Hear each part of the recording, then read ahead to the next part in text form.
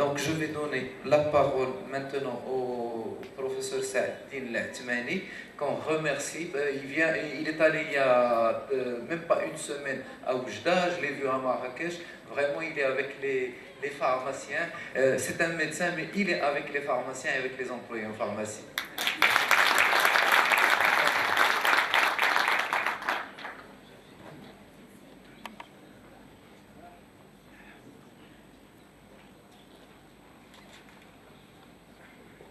كل شيء أحيي جمعية التضامن على المبادرة ديالها وأحييها وأشكرها على إتاحة هذه الفرصة، ونشكر جميع الأخوات والإخوان الحاضرين هنا.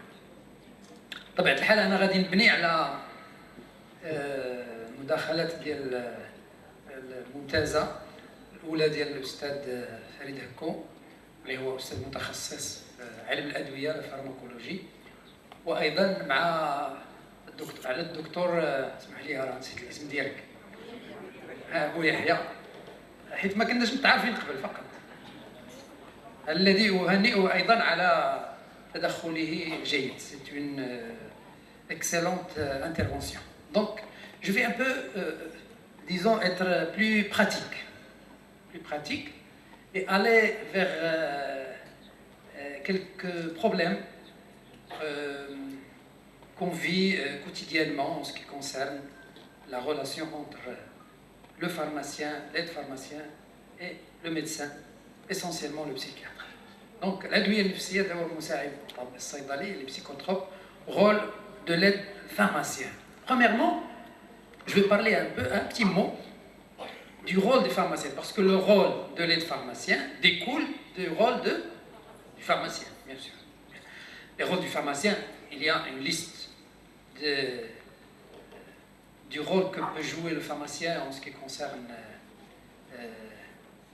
disons, dans la santé publique en général, dans la santé de la société. Mais c'est essentiellement, c'est quoi? Premièrement, c'est que le pharmacien est un intervenant de première ligne, c'est-à-dire, c'est lui, puisqu'il est directement et facilement accessible, c'est lui qui donne le premier conseil aux malades et à la famille des malades. C'est lui qui donne le plus de conseils, qui est amené à donner le plus fréquemment le conseil aux malades et à la famille des malades. Donc, son rôle, dans ce sens, est très important. On va voir pourquoi. Deuxièmement, c'est pas seulement il exécute une ordonnance, mais il analyse une ordonnance. Il analyse l'ordonnance. Donc, le pharmacien peut ne pas délivrer une ordonnance. S'il trouve par exemple que dans cette ordonnance, il y a ce qu'il peut considérer lui comme quelque chose, des contradictions, par exemple, des médicaments qu'on ne peut pas associer et qui sont associés dans l'ordonnance, parce que le pharmacien est un saveur, disons, entre guillemets, de médicaments. Donc, c'est son métier de savoir si les médicaments prescrits dans une ordonnance, ils sont synergiques ou non. S'il trouve quelque chose d'incorrect, il doit téléphoner immédiatement au médecin avant de délivrer l'ordonnance. S'il ne peut pas contacter le médecin, il a le droit de ne pas délivrer l'ordonnance. Il y a beaucoup de pharmacies dans la cité, le malade peut changer le pharmacien. Donc, lui, il a le droit de le faire. Donc, s'il trouve une ordonnance, par exemple, où il y a 3 benzodiazépines, ça veut dire que c'est une ordonnance, il y a quelque chose qui cloche, il peut ne pas délivrer, exécuter l'ordonnance. Deuxièmement, le pharmacien agit comme acteur de la santé pour aide aux malades et à la famille des malades. Il agit, bien sûr, d'une façon cohérente, d'une façon concertée avec les autres acteurs de la santé, essentiellement le médecin. De là découle le rôle de l'aide-pharmacien. L'aide-pharmacien, il fait la sensibilisation, il donne la bonne information, il doit donner normalement, la bonne information, ou au moins ne pas donner une fausse information. Et ça, c'est quelque chose d'important. Je vais revenir pourquoi. Deuxièmement, l'aide pharmacien, qui découle du rôle du pharmacien lui-même, il a la possibilité, mais aussi le devoir, de combattre les préjugés. Les préjugés, ce sont des idées qui sont fausses, des opinions fausses, adoptées sans qu'elles soient examinées, ni scientifiquement, ni logiquement, mais elles sont dues à une idée qui circule dans la société, généralisée, hâtivement, soit en se basant sur une expérience personnelle, صافي وخلاها قاعده فهمتيني شاف الجنون شي مره مثلا واي حاجه يقول لهم هذه من الجنون par exemple هذه on a poussé à l'extrême فهمتيني ou ce sont des préjugés, des opinions imposées par la société, par le milieu. Troisièmement, il doit inciter les patients qui souffrent de symptômes, disons entre guillemets, psychiques ou psychiatriques, il doit les inciter à consulter un psychiatre. Ça fait partie du rôle de l'aide pharmacien.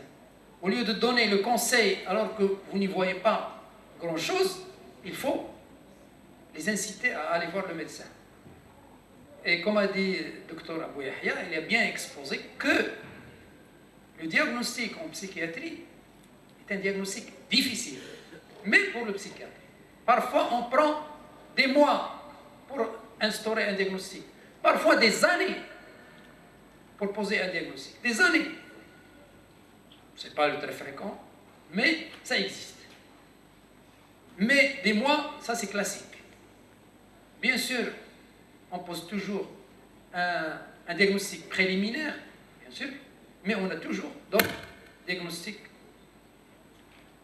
de deuxième choix au deuxième degré, des possibilités de diagnostic,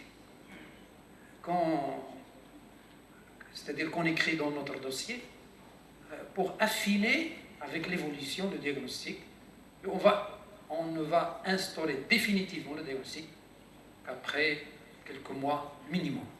Donc, il faut inciter à consulter un psychiatre et il ne faut pas lui-même poser un diagnostic. Ce n'est pas le rôle de l'aide pharmacien de poser un diagnostic. Ce n'est pas son rôle du tout. Et en fin de compte, inciter les patients à prendre le traitement, à respecter les consignes de son médecin. Et je crois, ça, le docteur Abou Yahya l'a bien exposé. Alors maintenant, les préjugés. Parce qu'on a dit que parmi les rôles de l'aide pharmacien, c'est combattre les préjugés. On va un peu voir cette maladie mentale dont on parle. Moi, je ne vais pas exposer ce qu'a le docteur Abou Yahya a exposé, c'est-à-dire les différentes pathologies, etc.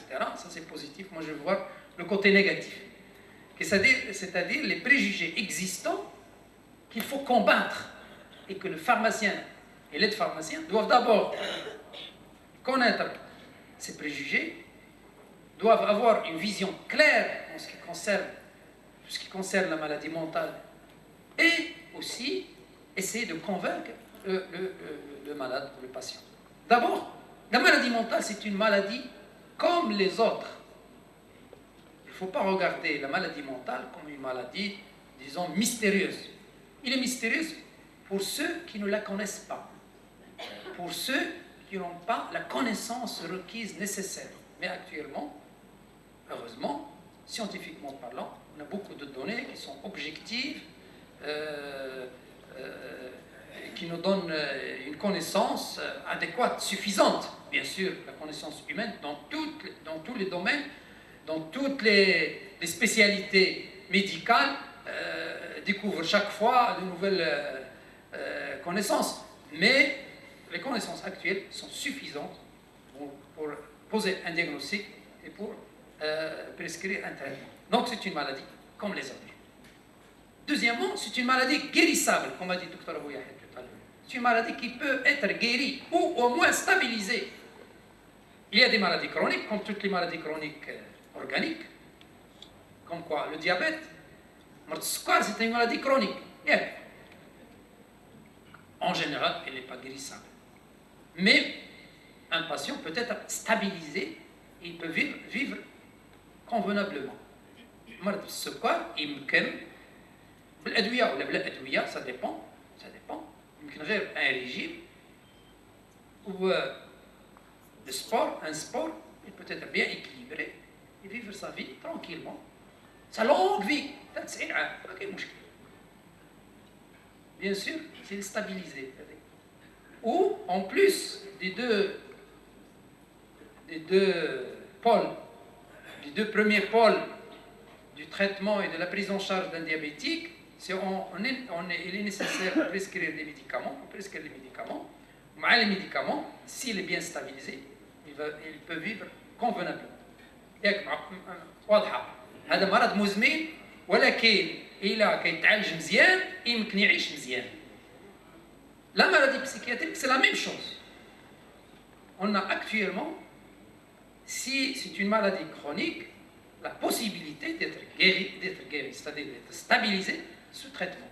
Mais la plupart des maladies psychiatriques sont des maladies guérissables aussi. Une dépression est guérissable. Un trouble bipolaire qui fait les accès maniaques et les accès dépressifs, non, elle est guérissable. Guérissable, ça veut dire en général jusqu'à 90%, mais on a toujours, comme a dit Dr Abou Yahya, 10% de résistance aux médicaments et qu'actuellement on essaie d'avoir de nouveaux médicaments qui peuvent même, c'est-à-dire traiter ces malades résistants au traitement traditionnel. Donc c'est une maladie guérissable. ما خصناش نشوفوا المريض النفساني على انه صافي محكوم عليه نهائيا بانه ما عمره ما يداوى. هذا في علم الله. C'est vrai que beaucoup de maladies n'étaient pas guérissables jusqu'à il y a 50 ans. Le premier psychotrope utilisé, c'était l'Argactil en 1952, commercialisé, le premier commercialisé l'Argactil en 1952, mais après, on a les antidépresseurs, on a les anxiolytiques, on a les thymorégulateurs, on a beaucoup de neuroleptiques et beaucoup de maladies qui n'étaient pas guérissables sont devenues guérissables. Le TOC, c'est le trouble obsessionnel compulsif. هو الوساوس. واحد إلا غسل يديه كيبدا يغسل ولا المرأة اللي كتغسل الماعن ولا كتغسل الحوايج كتعاودهم وتغسل وعاود تشك واش مغسولين إلى آخره. ولا شي واحد كيسد الباب ديال الطوموبيل 4 المرات وعاود يمشي عاود يشك واش مسدود ولا لا رجع. دي اوبسيسيون اي دي كومبulسيون. لو تروبل اوبسيسيونيل كومبulسيف هذا الآن ولا يعالج. قبل ما يكون عندنا الادويه الحاليه ما كانش كيتعالج. سي فري سي با سولمون لي ميديكامون. كاين وسيلتين جوج طرق ديال العلاج. كاين برومييرمون لي ميديكامون دوزيامون لي ثيرابي كوغنيتيف كومبورتمونتال تا هما سون تري افيكاس فهمتيني. ولكن واحد فيهم راه يمكن يعالج الا جبناهم بجوج جوسكا 90% دو كا بوف تريتي سيتي كيتعالج تريتي. قبل ما كانش نهائيا كيتعالج. قبل فرد حاول حتى عيا ولكن داكشي غير الهضره ولكن الواحد باقي مريض كيمشي مرتاح شويه وعاود ولكن باقي لو تروبل اوبسيسيون كومبulsif هي لي تروبل بانيك actuellement qu'on traite n'était pas guérissable avant actuellement peut-être guérissable définitivement etc. بزاف ديال الامراض الان ولات عندنا الامكانيه نعالجوهم علاج نهائي. دونك هذه c'est une idée. Si on la comprend, ça va changer notre rapport avec la maladie mentale.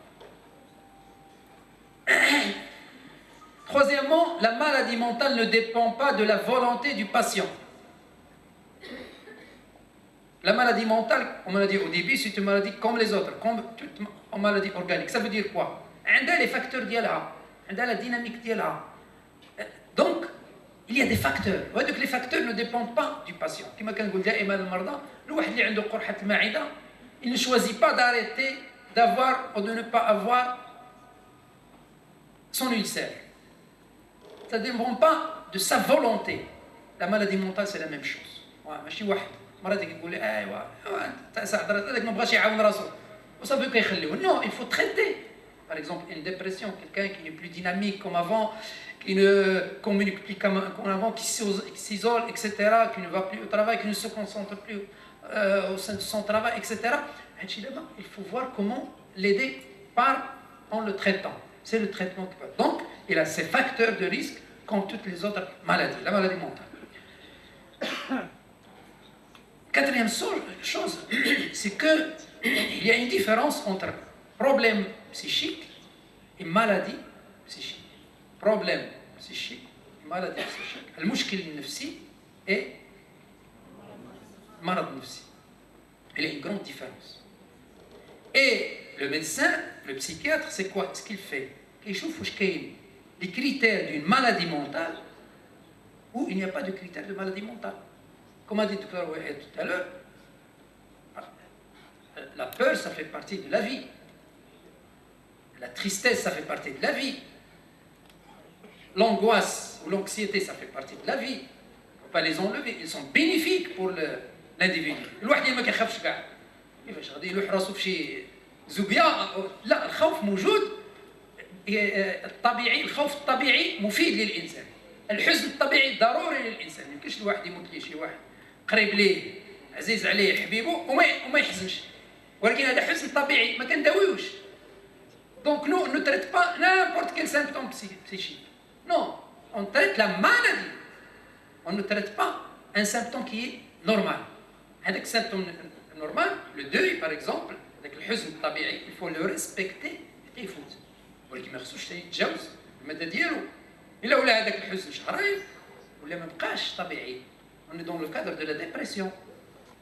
لأن الحدث فات عليه ولا حدث صغير حزن حزن كبير. Donc on ne traite pas les problèmes psychiques naturels, mais on traite des maladies psychiques ou des maladies mentales. Toujours utiliser des idées fausses sur la maladie mentale. Bien sûr, il ne faut jamais dire aux patients qu'avec la volonté on peut vaincre la maladie mentale. C'est vrai, la volonté c'est bien, être en bonne humeur c'est bien, aider un peu psychiquement c'est bien, mais ça ne guérit pas. Les personnes atteintes d'une maladie mentale ne se rétablissent jamais. Elle est guérissable? Non, elle est guérissable, c'est faux. Les personnes qui ont une maladie mentale ont tendance à être violentes, c'est faux. La plupart des maladies mentales ne sont pas violentes. La plupart des schizophrènes ne sont pas violents, ne sont pas agressifs. Il y en a quelques-uns, ils sont imprévisibles, mais la plupart ne le sont pas. Ils ont une certaine conscience. Et avec le traitement, ils peuvent être... C'est une schizophrène, sous neuroleptique, un certain temps, دابا ولات دخلت لواحد النادي ولات كدير الحلوى، ذاك النهار جابت لي واحد اسمو ديال الحلوى، تفصيل ديال الحلوى اللي درت هي. Superbe, لأنه ولات كتنتج. Mais il y a une, comme on a entendu tout à l'heure, il y a une stratégie bio-psychosociale. S'il y a une famille qui entoure le patient, s'il y a des occupations, s'il y a une stratégie complète, je crois que la plupart des schizophrènes peuvent s'améliorer et peuvent être bénéfiques pour eux-mêmes, pour leur famille, pour leur société. Les personnes pauvres sont plus susceptibles que d'avoir une maladie mentale. C'est faux aussi. C'est faux aussi. La schizophrénie touche 1% de la population dans tous les peuples et toutes les cultures et 1% de toutes les catégories sociales. Tous. Des pauvres et des riches. On a beaucoup de schizophrènes, de familles riches et qui sont suivies. Les enfants ne développent pas de maladie mentale, c'est faux. On a beaucoup d'enfants qui développent, ou d'adolescents qui développent essentiellement les dépressions, les troubles anxieux, et qu'on peut les traiter. Et on les traite. Et il faut les traiter au début, avant des complications. Par exemple, la toxicomanie, beaucoup de gens qui prennent par exemple soit l'alcool précocement, le hashish à l'âge d'adolescence, ce sont des gens qui souffrent mentalement, qui sont amenés à ce qu'on appelle entre guillemets l'automédication. Ils diminuent cette angoisse, cette souffrance interne en prenant la drogue. Donc il faut toujours chercher devant une drogue prématurée, non expliquée par un entourage, etc. Il faut toujours chercher une maladie mentale derrière. C'est ce qu'on appelle actuellement la maladie concomitante. La pathologie concomitante ou la pathologie duale, c'est-à-dire l'association maladie mentale et toxicomanie, et c'est très fréquent. La santé mentale est une affaire de soignants, c'est pas vrai. Il faut avoir une stratégie globale. La famille, la société, les associations, etc. doivent intervenir, et les pharmaciens aussi. Les pharmaciens et les aides pharmaciens doivent intervenir pour apaiser la souffrance de ces patients. La cause de la maladie mentale, جنون, diable, magie, هذيك خرافات. بزاف ديال الناس غادي يجيو وغادي يقول لك راه مسحور، غادي يقول نتوما ما خصكمش تساعدوا على هذه الافكار. او موان هذه محاضره خاصه الا بغيتو نديرها لكم. سي نوتر فولي اون بو اون بارلي. غلط كبير باقي نعتبروه في القرن ال21 هذه الافكار. هي افكار كانت في واحد الفتره، لان الانسان دائما اذا ما قدش يفسر بعض الاحداث كيفسرها بشي حاجه اخرى، كيبدا يدير لها الحاجه اللي ما قدرناش نفسروها. كنسبوا هذاك الجنون مساكن شحال المظالم نسنا ليهم ما عندهم علاقه، فهمتيني؟ فلذلك ما خصناش ندخلوا هذا الشيء لروسنا. هو الناس عاده علاش كيفسروا هذه التفسيرات؟ لان ما عندهمش القدره يفهموا ويفسروا كثير من الحوادث اللي كتوقع في المرض النفسي.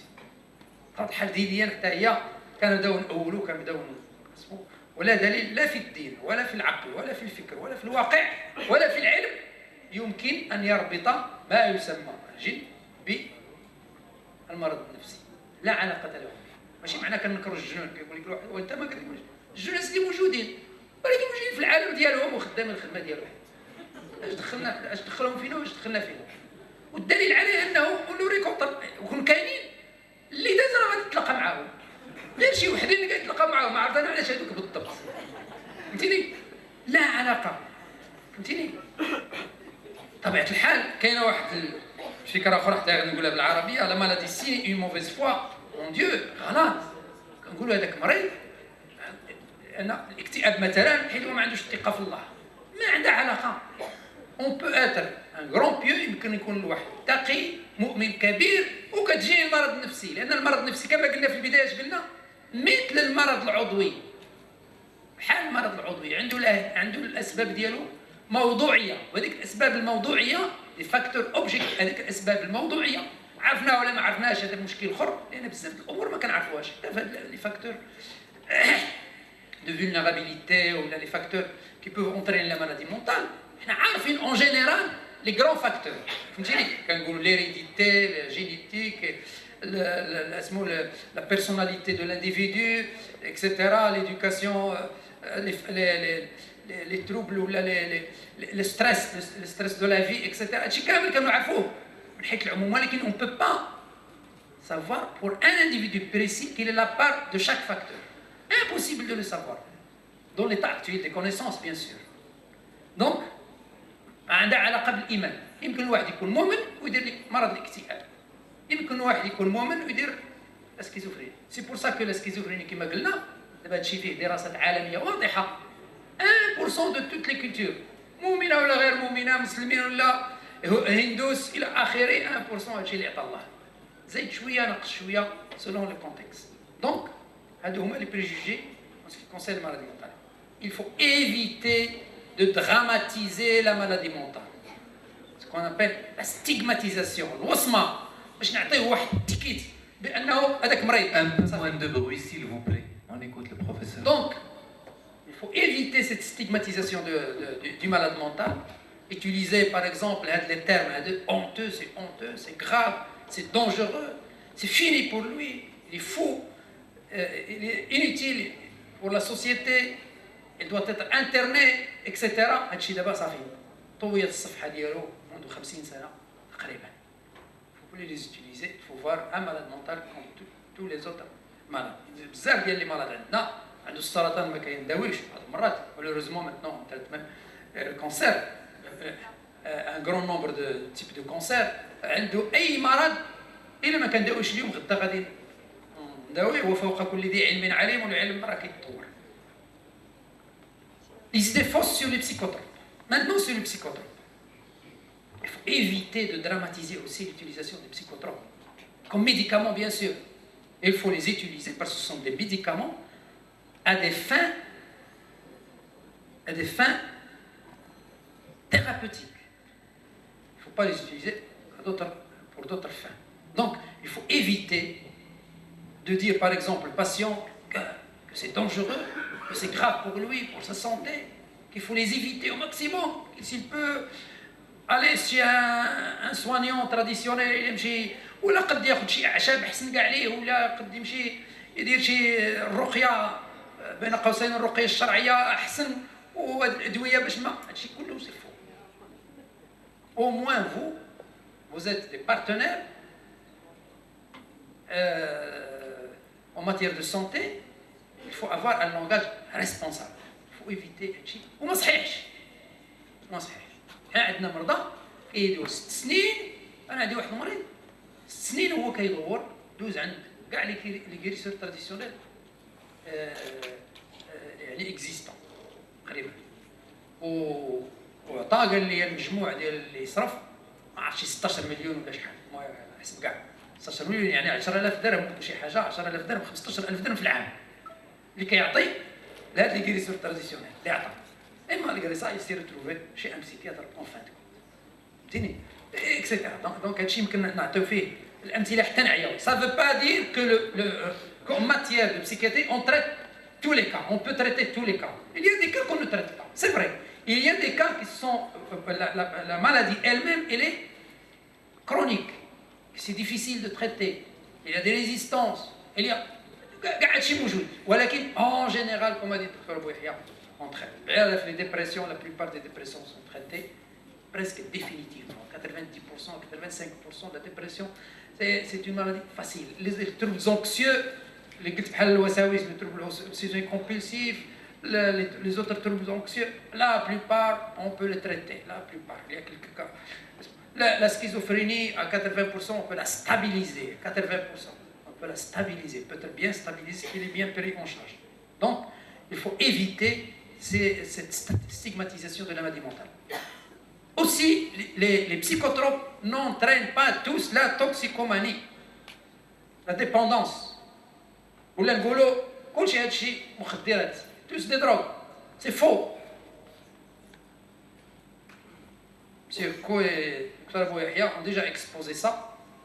C'est normal. Qu'est-ce que c'est que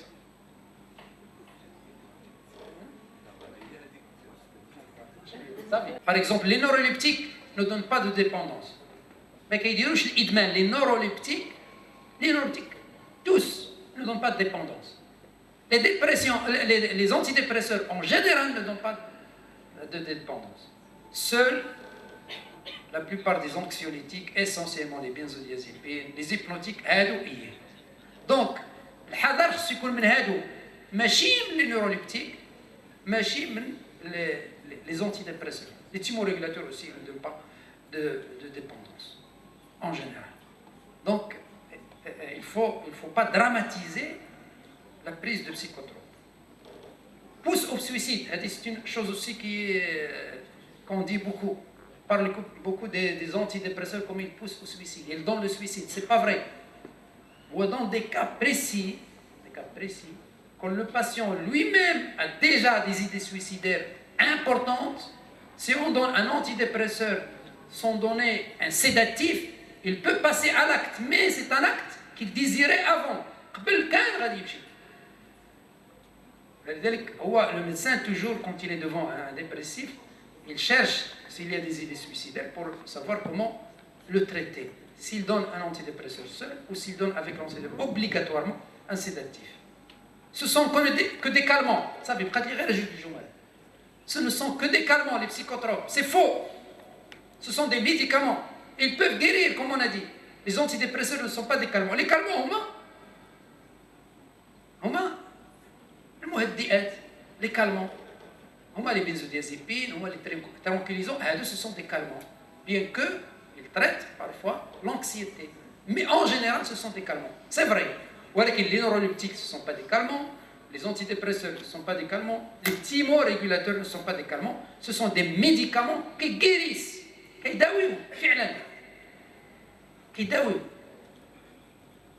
Il faut l'arrêter au plus tôt possible. aussi, c'est faux. Il faut l'arrêter quand il faut l'arrêter, à la fin du traitement, quand le malade est amélioré, ou quand on juge, et quand on juge médicalement qu'il faut arrêter le traitement. Donc, les grands messages, les messages essentiels qu'il faut faire passer aux patients, et les idées fausses qu'il ne faut pas retenir, qu'il faut combattre chez le patient, chez les malades. Je crois que si l'aide pharmacien joue ce rôle, il va jouer un rôle important pour la santé mentale au sein de notre société. Salam alaikum wa rahmatullahi wa barakatuh.